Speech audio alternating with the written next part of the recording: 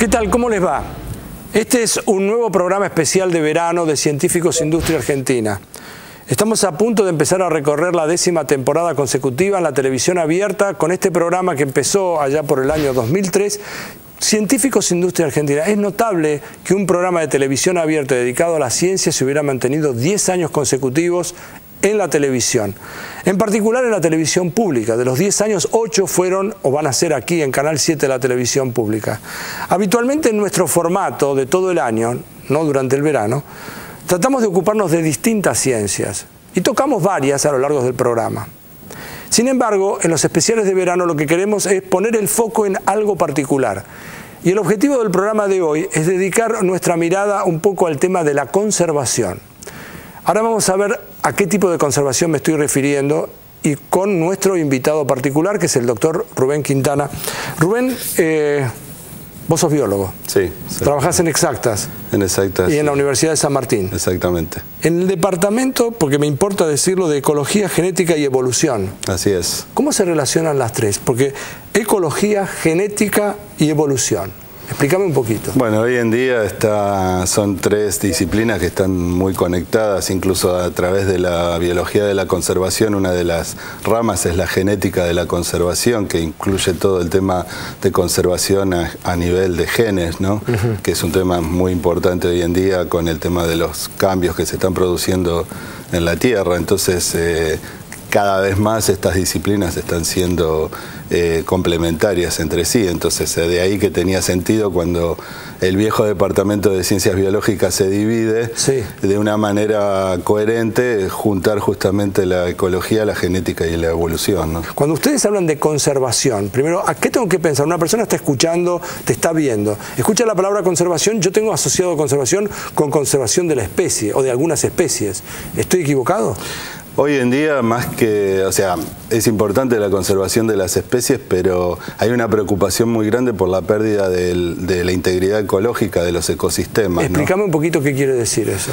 La integridad ecológica incluye no solamente la estructura del ecosistema, o sea, las especies que lo están componiendo, sino también las funciones, o sea, las relaciones que hay entre especies dentro de ese ecosistema.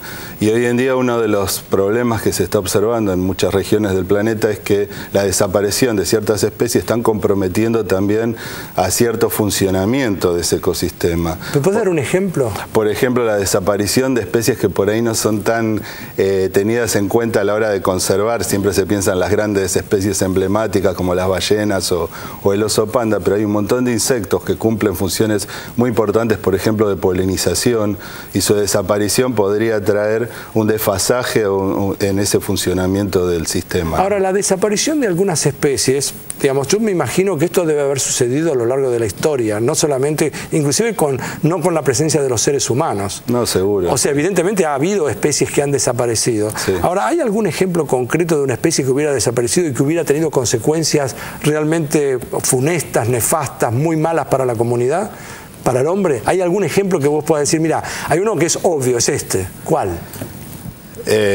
Sí, de hecho, por ejemplo, mamíferos, hay árboles que necesitan que sus semillas pasen por el tracto digestivo de un gran mamífero, y su desaparición puede provocar ese cambio, que esa población futura de ese árbol desaparezca.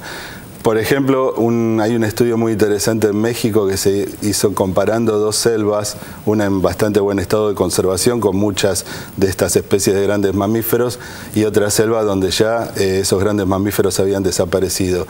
Y ya la respuesta era muy clara, o sea, básicamente lo que se estaba notando era un cambio en la vegetación de estas selvas, porque obviamente cambió toda la dinámica de planta herbívoro. Y por supuesto, esos cambios seguramente pueden llegar a afectar drásticamente algunos de estos bienes o servicios que estos sistemas están ofreciendo para el humano, ¿no? Sí, quiero hacer una pregunta que tiene que ver, posiblemente esté equivocado, y sentite libre de decirme es un disparate. Si se perdiera una especie la alternativa o la habilidad que tiene el hombre ahora de eventualmente de clonar o de conseguir el DNA de algo y recuperarlo, hacer una suerte de evolución para atrás, como si fuera, ¿se entiende lo que digo? Como si fuera recuperar lo que antes había a través de haber recogido una prueba genética o el DNA de algo. ¿Eso es factible? ¿Se puede recuperar una especie así o es un delirio mío o de las personas? Porque en algún lugar leí esto. No, de hecho hay algunos intentos que... ¿Pero hay intentos o hay...? No, que yo conozco un caso concreto, no, pero se está hablando, por ejemplo, de resucitar el lobo de Tasmania, por ejemplo, ¿no? A partir de unos ejemplares conservados en alcohol que hay, ¿no?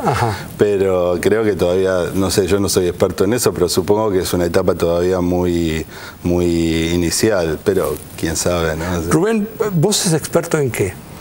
Yo, mi especialidad es la ecología de humedales y dentro de eso el trabajo con fauna silvestre. ¿Y estás preocupado entonces por cuáles especies o eso no es tu preocupación central? Nuestra preocupación central es justamente, como te decía, no solamente que pueden desaparecer especies, sino que pueden desaparecer bienes y servicios ecosistémicos que son vitales para los humanos, ¿no? Y en el caso de nuestro tema de trabajo, que son los humedales, una de las factores, o sea, los humedales hoy en día se consideran ecosistemas muy importantes para el hombre, ¿no? Primero porque son reservorios de agua, y el agua es un recurso crítico, ¿no? Entiendo. Segundo, que bueno, tienen un montón de otros servicios, por ejemplo, amortiguación de inundaciones o purificación de agua, son muy importantes en la purificación de agua de contaminantes y sedimentos. Entonces la transformación de los humedales que se está dando en todos lados y en nuestro país también, o sea, es una tendencia que hay, puede llevar a que desaparezcan estos bienes y servicios. Entonces nuestra preocupación es conservar, pero pensando no solamente en conservar la especie en particular, sino también este funcionamiento ecosistémico que permita que esos bienes y servicios sigan estando disponibles para el hombre, ¿no? Ahora, entonces advierto como si hubiera una diferencia en la aproximación al estudio de la conservación. En lugar de apuntar a que desaparezca una especie, lo cual es razonable, ahora lo que se empieza a ver es que la desaparición de esa especie traería aparejado una cantidad de consecuencias que en principio parecen más transparentes. Que desaparezca algo, desaparece físicamente. Exacto. En cambio, desaparecido esto, de pronto todas las funciones o las interrelaciones que había entre la tal especie y otras cosas del ecosistema es lo que no es visible para nosotros. Seguro. ¿Es así? Seguro, sí. ¿Esa es la preocupación de ustedes? Esa es la preocupación, sobre todo porque estamos viendo cambios importantes a nivel de uso de la tierra que están llevando a aceleradas transformaciones. Por ejemplo, ¿cuál? Bueno, un ejemplo que a nosotros nos preocupa y que es uno de los temas de nuestros proyectos actuales es el tema del avance de la ganadería, el desplazamiento, mejor dicho, de la ganadería hacia los humedales, que en realidad son tierras marginales para la agricultura, por el avance de la frontera agrícola. Entonces, hoy en día los humedales están teniendo una carga ganadera muchísimo más alta que lo que tradicionalmente tenían. Y esto es un impacto muy fuerte y muy directo sobre el sistema. Entonces, ¿y en cuánto tiempo, de cuánto tiempo estás hablando? ¿En cuánto empezó a pasar esto? Se aceleró en las últimas, te diría, en las últimas 2 décadas y particularmente en la última década. ¿Únicamente en la Argentina? No, es un proceso mundial, o sea, la presión sobre las áreas de humedales es mundial, no solamente por este ejemplo de la ganadería, sino por el avance de la urbanización o incluso en algunos lugares por la agricultura, porque son lugares donde se puede cultivar arroz, por ejemplo, ¿no? ¿Y quién regula todo?